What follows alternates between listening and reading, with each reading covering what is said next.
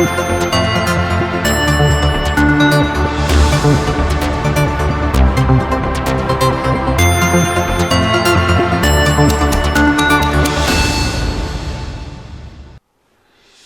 دحندو عليكم زخوركم تملكتنا على تقدام قطر ساعه 6 فرعان زحرنا يوم زينات التلفزيون تግራይ زقرب لكم نمكتالكم زقدم حفت غوري نمكتالكم عديمن اب فلاماي زينا كسغر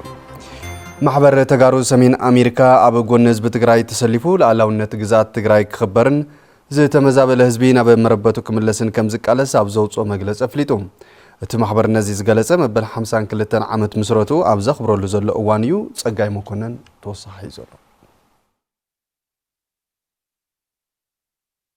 محبر تغارو سمين أمريكا ماتسام بمغنيات مبل 52 عامت مسرتو أبزوطو مغلطيم حزب تግራይ لمون كاب صلاحتاوي جونوسايداوي خينات كم زي تناغفه بمحبار وعلي بريتوريا بمنغسي إثيوبيا مفراس سعيبو دما حدش نهلونا حدقا انطلالي خمزلو اغنزيبوم اغزازا ابي حمد نخالق توسخي جونوسايداوي خينات يدالو خمزلون سراويتو ناوسنات تግራይ بمصقاع بني حاسوت بروباغاندا نمحبرسب عالم يدناغرنا لو خبل دما كسيسوم أولات قبعي محبر تغارو سمين أمريكا ماتسا أبزحلفو موسانيتات دما لمون كم تمالي أبقون قالس حزب تግራይ تطويلو بترد كم زك قالس لولاو قزاء تግራይ كخبرن استمزابل حزبي بزي وعال حدرن أمربتو خملسن أتريرو خم زك قالس أبلع الحزب تግራይ استفت أما جونوسايدن توتاو عامتن كمون نزعانو محبر قطباوي تكالات زملكت فتحن كحسان نمركاب زقبر ني أدفوكاسي سرحاتي كم زقطلن وعلي بريتوريان مفتام تباحيلو تونزيفو أنها بحزب استمرت حقاو بيت مخرن منقسن تግራይ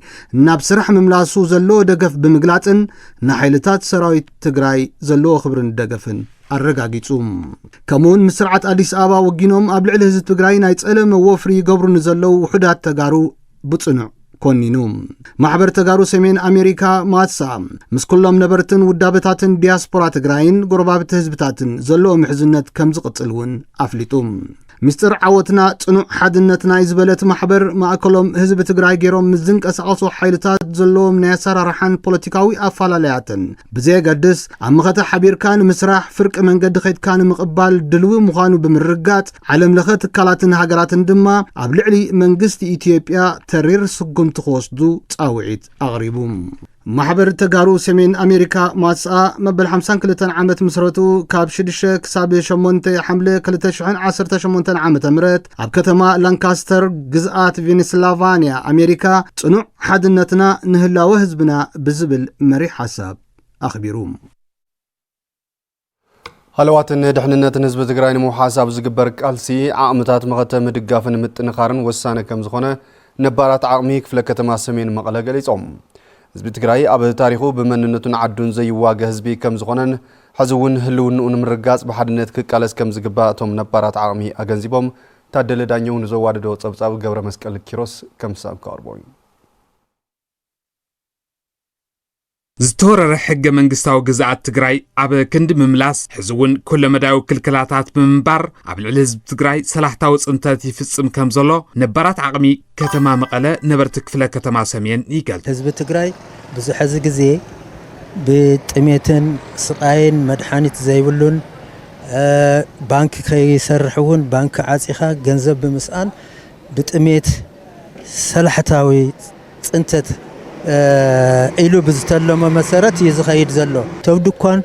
ኣብ ቴንዳ ዘሎ ድማ ኣብ ቁርን ኣብ ፀሓይን ጥሜትን ዕርቃንን ኮይኑ ዝነብር ዘሎ እዚ እውን ሓደ መቃለሲ እትትረት ገይሩ ወሲድዎ ብትዕግስቲ ጽበየ ዘሎ ምዃኑ እዩ ፈናቀለ ህዝብና ሰው ኢሉ ተራ ዘረባ ይኹን ይሳቀ እዩ ዘሎ ይመውት እዩ ዘሎ ይሃልቕ እዩ ዘሎ ጥሜት ጥራሕ ይኹንን ብሕማምን ሽግርን ሕዝቡን ክረምቲ ኣትዩ ወሎ ተወዲብና ሓደ ኮይና ዝሃውና ይዕላማት ተወዲብና ህዝብና ክንመለስ ተዘይኽኢልና ሓደጋ እዩ ስለዚ እዚ ከዓነ ጥንኬርና ርእስና ቀኒዕና ባዓልና ህዝብና ክንመለስ ተዘይኽኢልና ህዝብና ምስቃዩ ዓደ ይውዕል ንሪኦ ኣለና ኮይና ኬንዳና ማይና ሽግርን ኣሎ እና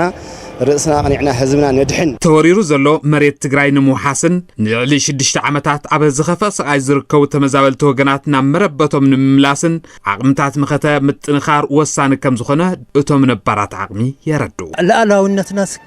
ክኽበር ኣለዎ لعلاونتنا خبر تخوين دما سراويتنا خطانا خر اللوا توم ناي مختا حيل زبالو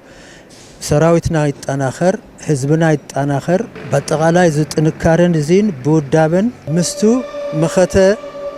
ናይ ባዕልና ብምትእስሳር ክንዕወተሉ ከም እንኽእል መሬትናን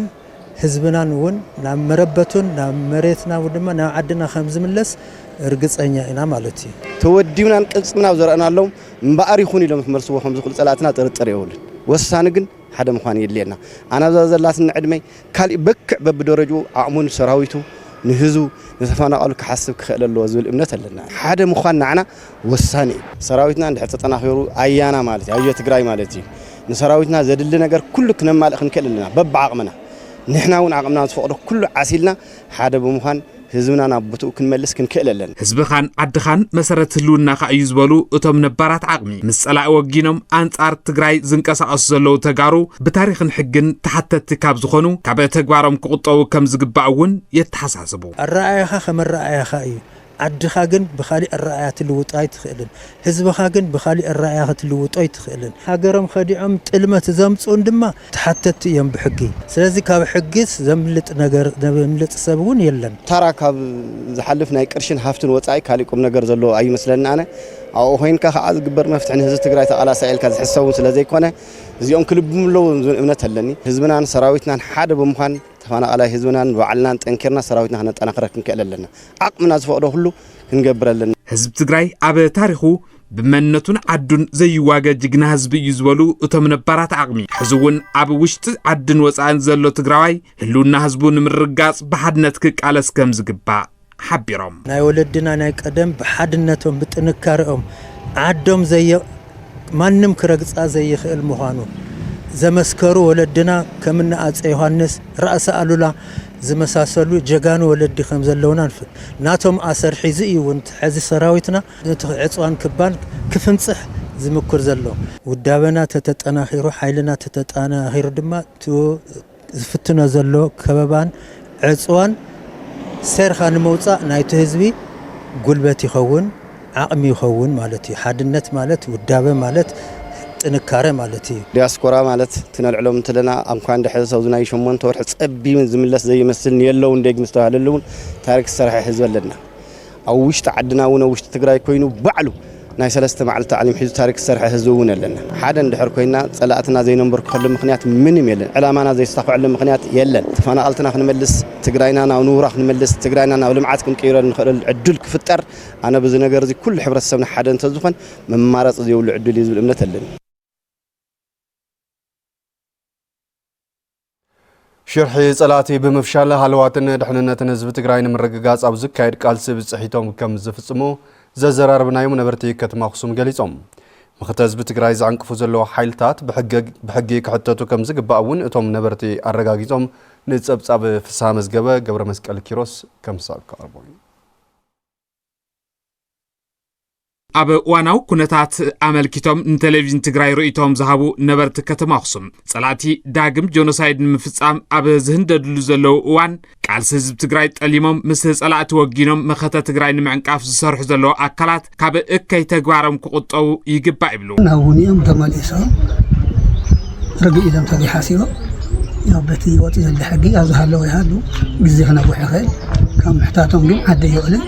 ዝሓቶም ማለት መኸተና ንምዕዋት ዘዕንቅፉ ኣካላት እንተሃልዮም ናብ ሕጊ ቀሪቦም ምጥያቅ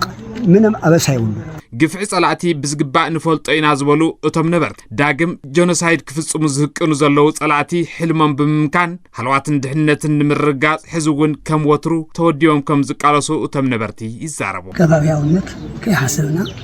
ወዲ እዚኻ ከይበልና ሃይማኖት ከይፈለና ዕድመ ፆታ ከይፈለና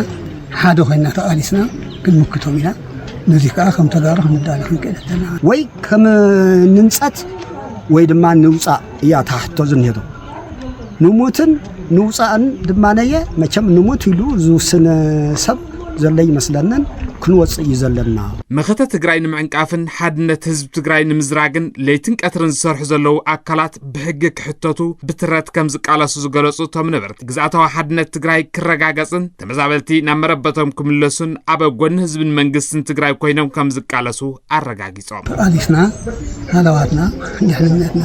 ንኸይነረጋገጽ ኮነ ኢሎም ዝዓንቅፉ ዘለው ስለዚ ተወፂኡ ዘሎ ኣዋጅ እውን ነዚኦም ከምኦም ዝወድን ማለት እዩ ዘይተመለሰ ግዝኣታዊ ሓድነት ኣለና زي تملسة تفناقله حزبلنا طلعتنا خمس يوللو صلاتنا خمس يوللو قديفنا نافتو مختنا مقلاس طرح يكونن معوات كين قدمنا قلف خوينا كنقالس عدنا خنملس يمني أب زحلفو شدشتا وارح شدشتا تمزابلتي بسنك تميتن حمامن كم زموتو ማእኸል ማዕቆብ ተመዛበልቲ ቤት ትምህርቲ ማይ ወይኒ መቐለ ፍሊጦም እቶም ተመዛበልቲ ንዝሓለፉ 6 ዓመታት ዘሕልፍዎ ዘለዉ ሕሱም ህይወትን ሰላሕታዊ ጽንተትን ከብቅዕ ህዝብን መንግስትን ትግራይ ኣብ ዘካይድዎ ቃልሲ ህልውና ተሰሊፎም እጃሞም ንምፍጻም ድልዋት ምዃኖም ገሊጾም ፍስሐ ጽዮን ገብረ ኣበዝጊ ብዝርዝር ሒዝዎ ኣሎ አቦይ ደስታ ኃይለ ስላሴ ይባሃሉ ካብ መረበቶምን ማሞቅ ገዛኦምን ከተማ ማይ ካድራ ተመዛቢሎም ብድርብራብ ሕማማት ተሳቂዮም በዓልቲ ገዛኦምን ብሕዱር ሕማም መሓዛ ማእስ ኮይነን ኣብ ከተማ መቐለ ማእኸል ማዕቆብ ተመዛብልቲ ቤት ትምህርቲ ማይ ወይኒ ዝርከቡ ወለዲ እዮም ኣይ ከም ቀደምን ሎሚ ሰማይ ፈሪስና ኣብ ኣፍሞት ንርከብ ድማ ይብሉ መዓልቲ ኣየፍረስካ ፈሪስና ኣይግን ሰኣል ሕክምና ኣነ ጸቅጠደም حمامي صوت دميو كاستروك وعيني برالايز فرق أكالي نحن خلينا ونا صوت دم مجزئي إننا أفسق يزرك ترى الله بعد كذا ونو لا أسمي حميمة أبتشنك يزرك معالتي موت بكرأي زلو ንሽዱሽ ዓመታት መመላእታ ናብ መረበቶም ብዘይ መምላሶም ብጥሜትን ሕማምና ተሳቀዩም ዝኸፍአ ሓደጋን ሞትን ይቃልዑ ከም ዘለው ዝገልጹ አቦይ ደስታን ካልኦት ኣብ ማእኸል ማዕቆብ ተመዛብልቲ ቤት ትምህርቲ ማይ ወይኒ ዝርከቡ ተመዛብልቲ ወገናትን ጸገሞም ክፍታሕ ብህጹጽ ናብ መረበቶም ክምለሱ ድማ ይጽውዑም ግዜ ምስ በጽሐ ጸገሙላ በጽሐ ይዝኸይር ዘሎ ጥሜት ኣሎ ባላዕ ኣሎ ክሓምም ኻውን ሕክምና የለን ንሕዚ ሓንትን እንደልያ ተኾይነልና ገዛና ነጽነቱ ተፈጢሩ ናብ ዓድና ክንምለስ እዚ ስቃይ ዳም ተሃሪሰ ሓድርሰ ክልዓል በግዲ ከፍ ክበል በግዲ መንግስት ትግራይ ተመረበትና ንገብ ደስ ለለና መደቀሲና ሓመድ ትርአስና እምኒ እናንሕናስ ከም ይኹንና ነርና ማለት ሰነ ክትኸዲኢኹም ሓምለ ሓሙሽተ ክትኸዲኢኹም እናተባሃልና እናተዓሸና ማለት ስለዚህ እቲ ዝመጽእ ረዲአቱን ነገር ተሰናይ 11 ዝመጽእ قاليو أوارح زحالفلو أفتح أوارح زحالفلو بزحيوتي استفقنا مالتي سنة بزمات قصري تملسي أخم زبل أقول تسفى دحر حزيد لينا نزبلو اتوم تمزابل توغنات زحلفو وزلو حسوم نابران سلحتاوز انتاتن كبكع أبي مربتهم كملسو أبي زكايد كل مداي قالسي أبي قون منقست تقرع خوينهم كم زك على سودما يحبروم مسمعات رحمة وقايولن ولا زايد بزي زلو أموماتو عدو أي وعلن زلو عدخال مريت كان ما تقاليس كمملاسيها ናብ ገዛና ብሰላም ክመልሰልና ኢና ንደል ደጋፍና ይሕዝውን خزون ህዝብ ትግራይ ስደተኛ ዚ ንገዛኡ ክመለስ ደጋፍን ሓብሓብን ኮይኑ ንገዛና ክመልሰልና ኢና ንደል ናፍታ ደቅና ዘወለድናላ ናፍታ ጥሪትና ዛፍረናላ ናፍታ መረበትና ሃብተ ገነት ሪሂፅና ንወልዕሉ ዓዲ ክሰድና ኣለዎም ስለዚህ احنا ልዕል ኩሉ ናይ መወዳእታ እንድሕር ኮይናስ ኣብ ሰወይትን ኣብ መሬትን ዘይመውት የለን ይባሃል ናይ ወለድና ትርተ ማለት እዩ ስለዚህ احنا ኣብ መንግስቲ ትግራይ ኮይና ተሰሊፍና ኢና መሬትና خنا ምለሰለና ኣብ ከተማ መቐለ ኣብ ዝርከብ ማእኸል ማዕቆብ ተመዛበልቲ ቤት ትምህርቲ ማይ ወይኒ ብሰንኪ ግዱድ ሕማምን ጥሜትን ኣብ ዝሓለፉ 6 ሸዋርሕ ጥራሕ 6 ተመዛበልቲ ከም ዝሞቱ ዝገለጹ ኣተሓባሪት ማእኸል ኣይተ ካሕሳይ ተኽለመድህን ስቃዮም ከብቅዕን ናብ መረበቶም ክምለሱን ኣብ ጎኒ መንግስቲ ትግራይ ኮይኖም ክቃለሱ ድልዋት ምዃኖም ይገልጹ ኣብ 6 ሸዋርሒ 6 ሰብ ዝኣኽሉ ሞይቶም ኣለው ሰኣን መድሓኒት ጥሜት ታይም ብዙሕ ነገር ክትግለጽ ዘይኽእል ብጣዕሚ ከቢድ ሽግር ስለ ዘለተ ህዝብና በቃ ዝኖረዙ ስመይርና እዩ ከቢድና ኣሎ ብጣዕሚ ካብ ናሞትካ ሞት ይብዚውን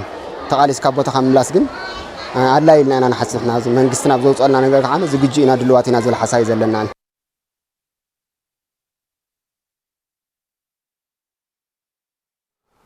ሓረስቶት ወረዳ ታሕታይ ዲያቦ ኣድለይቲ እታወታት ሕርሻ ተጠቂሞም ግራውቶም ይዘርኡ ከም ዘለው ተዛሪቦም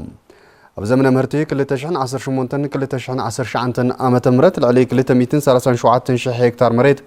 ብዝተፈላለዩ ዘራእትን ምሽፋን ትልሚ ሒዙ ይሰርሕ ምህላው ድማ ምምሕዳር ዞባ ሰሜን ምዕራብ ትግራይ ኣፍሊጡ መለሳ ኣባዲ ንዘዋደዶ ጸብጻብ ሸዊት ኪዱ ከም ሳብ ካርቦይ ሓረስቶት ወረዳ ታሕታይ ኣድያቦ ጣብያ ለምለም ሙረጽ ዘርአን ዘመናዊ ድኹዕን ተጠቂሞም ግራውቶም ምሸላን ሰሊጥን ይዘርኡ ከም ዘለው ተዛሪቦም ካብ ምስራቅ ጀሚሩ ተቀዳማይ ማሕረስ ዝበሃል ያው ካብ ምስራቅ ጀሚሩ ኣብ ጭዳ ጽቡቕ ምንቅስቃስ ይነብሩ መጀመርያ ኣለሳሊስና ፈጊእና ካልኣይ ድማ ትሪኢ ኣለኻ ሕምሽኽ ካብና ንሓርስ ኣለና ምሩፅ ዘርእና እናንጠብና ንኸድ ኣለና ናይ ታሕታይ ዲያቦ ግብርና ናይ ጣብያ ለምለም ግብርና ተሓባቢሮም ካብ ፀረጋ ጀሚሮም ክሳብ ፍግኣ ሕዚ ኣብ ዘርኢ በፂሕና ኣለና ደው ኢሎም ምሳና እናተኸታተልና ሕዚ ፈጣሪ ማይ ሂቡና ኣሎ ጽቡቕ ክረማት ዝመስል ማለት እዩ ተኽላስተር ኣሎ ኣብዚ ከባቢ እዚኣ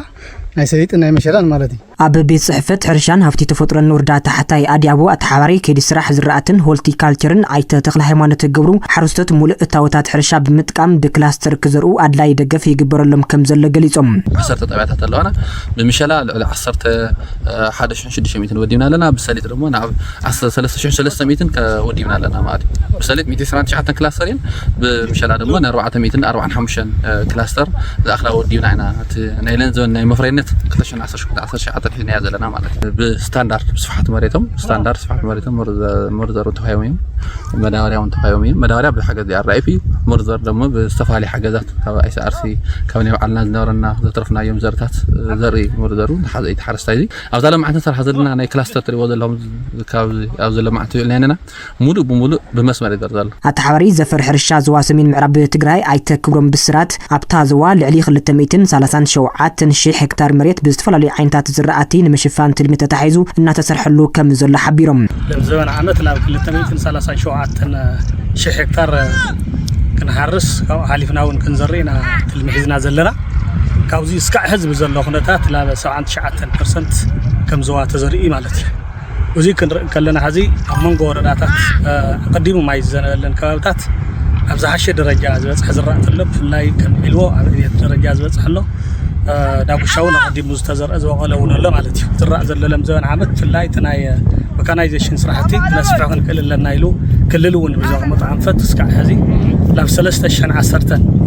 ዝኣክል ሄክታር ብትራክተር እውን ተሓሪሱ እዩ ማለት እዩ ኣብታ ዝዋ ዛጊድ ዝሓሸ ሽፋን ዝናብ ምህላው ዝጠቐሱ ኣይተ ክብሮም ብኤልኒኖ ክበፅሕ ንዝኽእል ሓደጋ ንምክልኻል ብዝተዋደደ መንገዲ ይስራሓሉ ከም ዘሎ ኣረዲኦም ኩሉ ሓረስታይ ናይ ጠልም ዕቃብ ስራሕቲ ኩሉ ሓረስታይ ናይ ማይ ምእላይ ስራሕቲ ኩሉ ሓረስታይ ብገፊሕ ድጉሪ ናይ ምጥቃብ ስራሕቲ ኩሉ ሓረስታይ ዛላ ናይ ምጽጋን ስራሕቲ ኩሉ ሓረስታይ ሓድሽ ዛላ ናይ ምስራሕ ስራሕቲ ብሰፊሑ ተታሒዝዎ ክኸድ ተዘይክኢሉ ኣብኡተትና ከቢድ ዝኾነ ጽልዋ ክሕድረልና ይኽእል ማለት እዩ ስለዚ ብኩሉ መዳይ ለምዘበን ዓመት እዚ ዘሎ ብኤልኒኖ ዝተፈጠረ ናይ ኩነታት ክራማት ምዝባዕ ተዓጻጻፊ ሳይ ብዝኾነ መንገዲ ኢና ተሓረስታይና ካብዚ ጉዳይ እዚ ክንወፅእ ንኽእል ማለት እዩ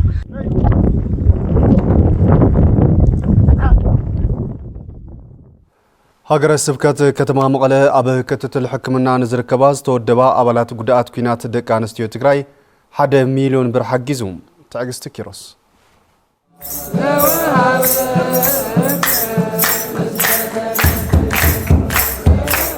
በቢ ዓመቱ ዝኽበር መዓልቲ በዓለ ስሜት ጵጵስና ብፁዕ ኣቡነ ኢሳያስ ንመበል 50 ግዜ መበል 27 ዓመት መዓልቲ በዓለ ስሜት ጵጵስናኦም ተኸቢሩ ሊቀ ጳጳስ ሃገረ ስብከት ከተማ መቐለ ብፁዕ ኣቡነ ኢሳያስ የጋጥም ካብ ዘሎ ዝተሓላለኸ ፀገማትን ንምንጋፍ ኣብ እምነትካ ጸኒዕኻ ጸሎት ምግባር ኣገዳሲ ከም ዝኾነ ገሊጾም ቤተ ክርስቲያን እናተፈተነት እያ መፅያ ቶም ዝፍትንዋ እናወደቑ ንሳ ግን እናብርህት መፅያ ላኽሻዕ ሕዚ እውን ቅድሚት እውን ክትቅፅል እያ ከተብርህ እያ ክትመርሕ እያ ኣብቲ ጸሎትና ግን ናይቶም ወለድና ቅዱሳን ሰማዕታት ኣበው ናታቶም ገል ግበረልና ኣኽእለና እናበልና ኢና ንጽሊ ዘለና ንጽልየሉ ሰዓት ስለዝኾነ ንሓዝነሉ ንበኽየሉ ሰዓት እዩ ደቀይ እቲ በዓል እንትኽበር ኣብ 4 ማእኸላት ሕክምና ዝርከባ 446 ዝተወደባ ጉዳኣት ኩናት ደቂ ኣንስትዮ እቲ በዓል ምኽንያት ብምግባር ሃገረ ስብከት ከተማ መቐለ 1 ሚልዮን ብር ሓገዝ ከም ዝሃበ ዋና ስራሕ ኣካየዲ ሃገረ ስብከት ከተማ መቐለ ሊቀ ስልጣናት ገብረስላሴ ሕሸ ገሊጾም መበል 27 በዓል ስሜት ጵጵስና ብፁዕ ኣቡነ ኢሳያስ ናይ ትግራይ ርእሰ ከተማ መቐለ ሃገረ ስብከት ሊቀ ጳጳስ ኣባል ቅዱስ ሲኖዶስ ትግራይ ምክንያት ምግባር 4 ማእኸላት ምሕብሕብን መሐከምን ዝርከባ ጉድኣት ኩናት ደቂ ኣንስትዮ ትግራይ ናይ ገንዘብ لمهاوز تدالو منفساዊ ጉባኤ እዩ ኣብ ምግልጋልን ምሕጋዝን ህዝቦም ጠንኪሮም ከም ዝሰርሑ ድማ ኣብቲ በዓል ዝተረኸቡ ሊቀ ጳጳስ ከተማ ዓዲግራትን ኣካቢ መንበረ ሰላማ ላዕለዋይ ቤተ ክህነት ብፁዕ አቡነ መርሃ ክርስቶስን ሊቀ ጳጳስ ቅዱስ ፍሬምናጦስ መንፈሳዊ ኮሌጅ ብፁዕ አቡነ ዮሐንስን አረጋጊጾም ሰላም ዝጠፈሉ ግዜ ዘነሕዋትና ዚአን ህዝብና ክነድሕኒና ቅድሚ ህዝብና ንሕና ክንመውት ኣለና ኢለን ከይደን ኣካለን ክሻም ምስኣን በፂሐን እየን ስለ ሰላም ክንጽልይ ስለ መንግስት ክንጽልይ ስለ ሕሙማን ክንጽልይ ከምቱ ኩሉ ግዜ ጸልዩ በእንተ ሕሙማን ጸልዩ በእንተ ድውያን ጸልዩ በእንተ ሙቁሃን ጸልዩ በእንተ ስዱዳን ኢና ቤተ ክርስቲያን ኩሉ ግዜ እትጽልየ ጸሎት ኩላትና ኩሉ ግዜ ስለዚ ክንጽልይ እቲ ቀዳማይ ቤተ ክርስቲያን ዝተባሃለ ህዝበ እግዚአብሔር ናይ እግዚአብሔር ህዝብ ዝኾነ ንኽትሕሉ መንፈስ ቅዱስ ስልጣን ሂብኩመሎ ኣመራርሓን ተወከልቲ ሓገዝ ተገበረለን ደቂ ኣንስትዮ ብግዲአን ተገበረለን ሓገዝ ብምስጋን ካልኦት እውን እዚ ሓገዝ ከቐጽልዎ ተላቤን 5 ዓመት ሙሉእ ካዋና ዘይተፈለዩ ብፁዕ አባታችን ኣነ ንዕኦም ዘለና ምስጋና በባየል ግለጽ ይኹነይ እሶም ኣውሎ ኺሉ ሰዓት ኣሕና እውን ተደፊና ብሶሚና ነክኔርናና ስለዚህ ሶም ብርህርነኦም ዝገብርዎ ዝነበሩ ኣፍቲ ብጣዕሚ ዝቸገረና ሰዓት መድሓኒት ኣብ ነግኔሉ ሰዓት እሞ ብኮንትሮባንድ ኣብ ልሽወጠሉ ሰዓት መድሓኒት ኣሻዒትኡ ናይ ብዙሓት ህይወት ዝደሓነሉ መዓልቲ ነይሩ ኣነ ኣይርሰዖይ ለማዓንቲ ለብርኮት ኩልኩምና መርሓት ሃይማኖት ከዓ ብጣዕሚ ኢና ልዕል ማንም ክብር ኣለና ያው ሓጉዝና ኢና ክንደሊ ያቀነልና ብሹም 446 እቃነስተው ጋር ብፁዕ አቡነ ኢሳያስ መዓልቲ በዓል ስሜት ጵጵስናኦም ንምዝካር በብዓመቱ ኣብ ዝግበር ምድላው ዘጊት ልዕሊ 15 ሚሊዮን ብር ሓገዝ ከም ዝተወፈ ኣብቲ እዋን ተገሊጹ ዜናታት ስፖርትን ዘቕርበልና መሳርሕትና መረሳ ሃይላ መስኪነ ዝኸበርኩም ተመልከትና ነዛለት እዚ ዝሓረናዮም ዜናታት ቴሌቪዥን ትግራይ ዞም ክሳብ ሕዚ ዝተኸታተልኩሞ ይመስል ነይሮም ስለትምክትታልኩም መስኪነ በብዘለኹሞ ሰናይ ግዜ